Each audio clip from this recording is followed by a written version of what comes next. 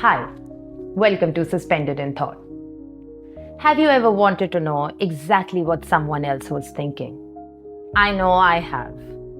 In fact, ever since I was a kid, I used to think that if there was one superpower I could have, it would be the ability to look inside someone's mind and know exactly what they were thinking.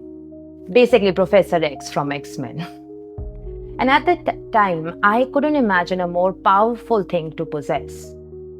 And recently, with unpacking some of these ideas around stories, perception, and the minds of others, I found myself wondering why that's mattered so much to me.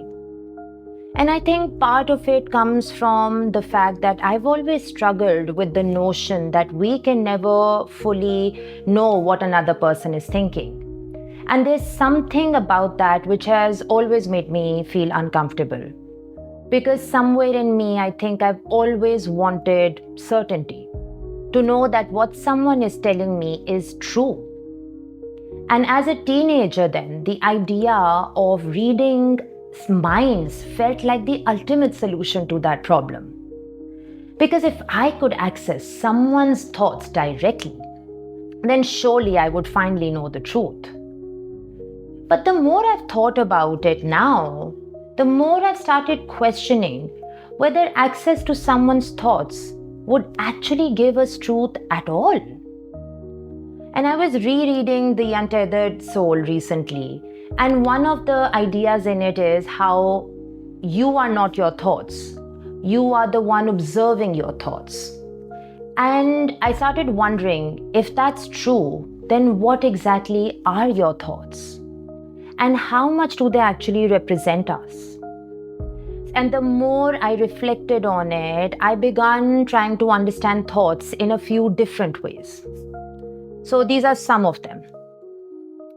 Sometimes thoughts can distort. I think about the inner critic, which is essentially just the voice inside of us. How loud and convincing it can sound. The way we can think deeply cruel things about ourselves that feel completely true in the moment, even when they aren't. Other thoughts feel aspirational. Even things like affirmations, telling ourselves, I can do this and I am worthy. Not always because we believe it, but because we are trying to. Because we are trying to become it. And then there are thoughts that are protective. I think about postpartum mothers sometimes. How many describe, including myself, having dark or distressing thoughts about something happening to their child. And from what I've read, part of that can actually be protective. The mind trying to prepare for danger. And I think all of these examples reveal something important. That thoughts alone don't necessarily mean truth, at least not fully, and certainly not in isolation. Because our thoughts can emerge from fear, insecurity, memory, trauma, desire, or self-preservation.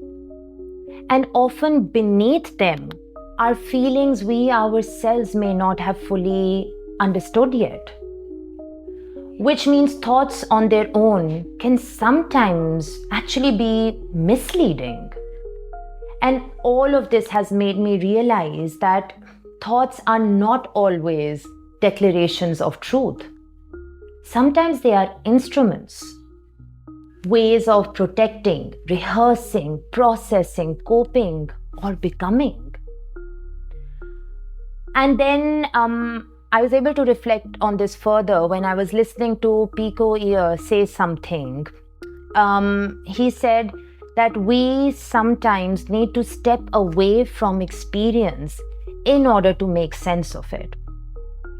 And I think maybe that's part of what thoughts are. They're not the entirety of who we are, but part of how we process being human. And maybe that's also why our inner worlds remain so dynamic. Because with every experience, every fear, every realization, we are consciously and unconsciously changing alongside them, always a work in progress. And of course, sometimes our thoughts do reveal something truthful about us. Our fears, our desires, our values, our intentions. But even then, they remain only fragments of a much larger interior world. And that makes me wonder whether unrestricted access to another person's thoughts would actually make us understand them better at all. Or whether we would simply begin mistaking pieces of someone's inner world for the entirety of who they are. And I think that's what's changed for me on thinking about this more. Because I'm no longer sure that access into each other's minds would actually bring us closer. I think, if anything, it would make us further apart. Because we would begin reducing people to fractions of their interior world instead of understanding the whole of them. And then when I think about it honestly, I certainly wouldn't want someone to have access to my thoughts either. Because the moment I imagine that, I immediately feel on guard.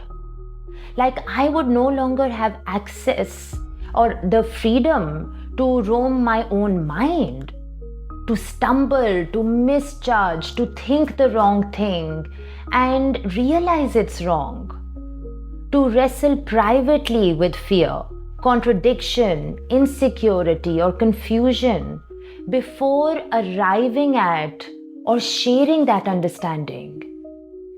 And then maybe that private, personal, internal space matters more than I realized. So now I'm no longer sure that reading minds would be the superpower I once thought it was. Because maybe our thoughts on their own are too incomplete to define us. And maybe there's a reason we cannot fully access another person's internal world. And perhaps what allows us to remain connected to each other is the lack of access and the understanding that no person can ever be reduced to their thoughts alone. So I keep now questioning if someone did have access to your thoughts, would they understand you more truthfully or less completely? And can we learn to recognize the different strains and kinds of thoughts we carry and the feelings that may exist beneath them? What do you think? Would love to hear your thoughts. What resonated, what lingers, what challenged you? Please comment, message me, and I hope you have fun being suspended in thought.